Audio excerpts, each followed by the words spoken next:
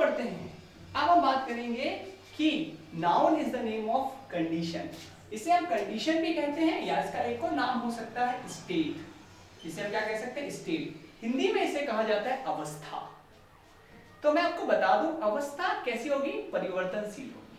तो किसी भी अवस्था का नाम रखना है, वो काम भी क्या करेगी? नाउन करेगी। जैसे अमीरी और गरीबी एक अवस्था है, बीमारी एक अवस्था है, बचपन एक अवस्था है, बुढ़ापा एक अवस्था है, जवानी एक अवस्था है। तो इन अवस्था का जो नाम हम देते हैं वो काम भी कौन करती है? नाउन करती है। जैसे कि हमने यहाँ पे लिया है पॉवर्टी, पॉवर्टी यानी गरीबी। सिकनेस, सिकनेस का मतलब होता है बीमारी, ठीक है, या अस्वस्थता। इसके बाद हमने बात की है चाइल्डहुड, चाइल्डहुड यानी बचपन।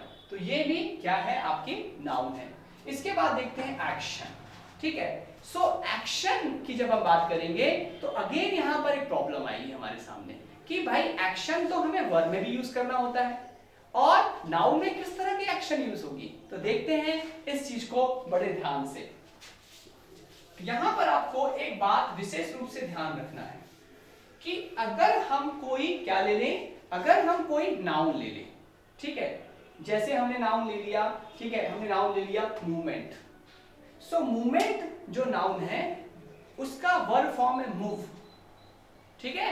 सो मूवमेंट का मतलब आंदोलन भी हो सकता है या विक्षोभ भी हो सकता है। मूव का मतलब होता है एक जगह से दूसरी जगह पे जाना, ठीक है। सो यहां पर हमने वर्ब से क्या बना लिया? एक नाउन बना ली। तो वो हो गई आपकी क्या? मूवमेंट हो गई। तो फटाक से हम यहाँ पे देखते हैं। मैं आपके सामने एग्जांपल लिखता हूं। इसमें लिखा है मैंने रवि, यहाँ पे मैंने लिखा है रवि इज स्विमिंग। मैंने क्या लिख दिया यहाँ पे? Ravi is swimming. रवि क्या कर रहा है? रवि तैर रहा है। तो Ravi is swimming in the swimming pool, in the swimming pool. Ravi जो कर रहा है वो स्विमिंग पूल में क्या कर रहा है? भाई तैर रहा है, ठीक है। समझने की कोशिश करेंगे। सो रवि इज, या फिर ऐसा भी कर सकते हैं Ravi is swimming in the river, ठीक है, या स्विमिंग इन द रिवर। चलो रिवर ले लेते हैं कि स्विमिंग क्या कर रहा है? रिवर में तैर रहा है। दूसरा एग्जांपल ले लेता हूं मैं यहाँ पे ले लेता हूं मैं आपका स्विमिंग। तो मैं लिखा swimming is a good exercise. मैंने क्या लिख दिया? Swimming is a good exercise. अब समझने की कोशिश करना, किसी भी एक्शन का नाम, किसी भी एक्शन का नाम क्या होगा? नाउन होगा, ठीक है। और यहां पर जो कंफ्यूजन क्रिएट करने वाली चीज है वो है वर्ब, क्योंकि वर्ब किसी काम के करने या होने का बोध कराती है। तो अब यहां वहां भी एक्शन है और यहां भी एक्शन है। सो दोनों में फर्क क्या है? फर्क है नाम का। देखते हैं कैसे। अगर मैं बोलूं कि Ravi is swimming in the river, इसका मतलब होगा रवि जो है नदी में क्या कर रहा है? तैर रहा है। क्या कर रहा है? तैर रहा है। यहां पे हमने बात किया जो रवि है वो क्या कर रहा है? रवि रिवर में या नदी में तैर रहा है, मतलब उस समय वो कोई काम कर रहा है और वो काम कैसा है? तैरना का।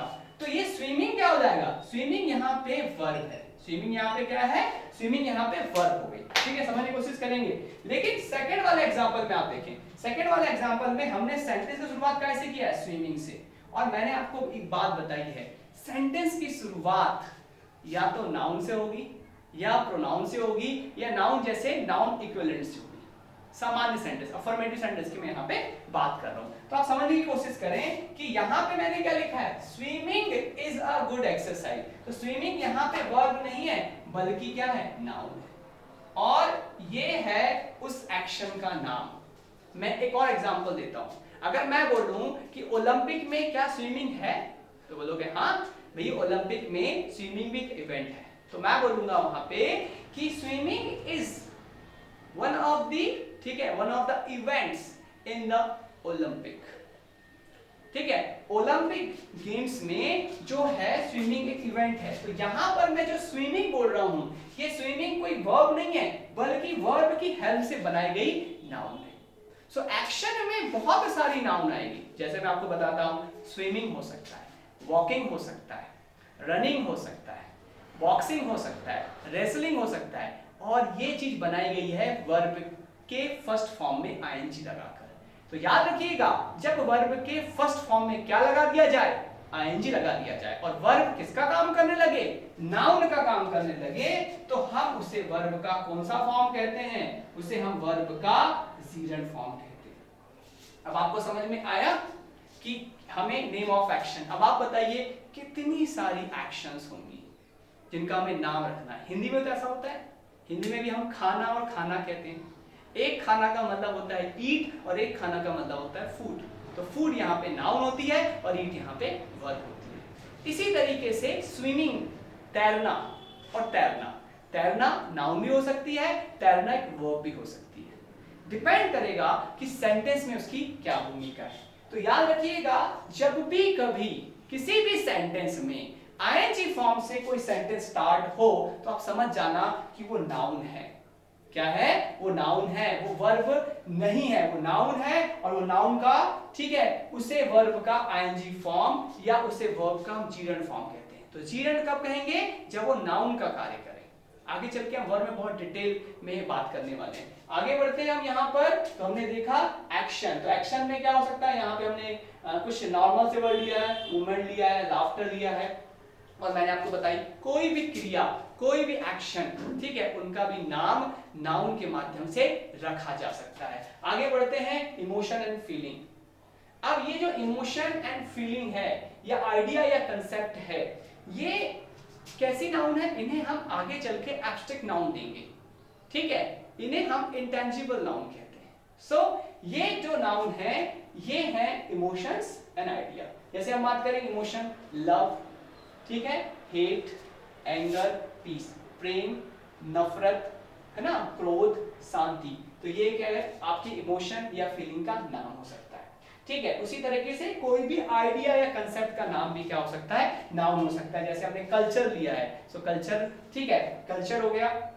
कल्चर में संस्कृति, नॉलेज यानी ज्ञान, ड्रीम यानी सपना। तो ये भी किसी भी कंसेप्ट का भी नाम हम रख सकते हैं। तो यहां देखा हमने कि नाउन ना केवल व्यक्ति, वस्तु या स्थान का नाम है, बल्कि वह है किसी एक्शन का नाम, किसी क्वालिटी का नाम, किसी, ठीक है, कंडीशन का नाम, या किसी फीलिंग का नाम, या फिर हम कह सकते हैं किसी आइडिया का नाम। आई होप आपको यहां ये बात समझ में आई होगी कि नाउन किसी का भी नाम हो सकता है, ठीक है, वो कॉन्क्रीट हो सकती है या वो इंटेंजिबल यानी एब्स्ट्रैक्ट भी हो सकती है।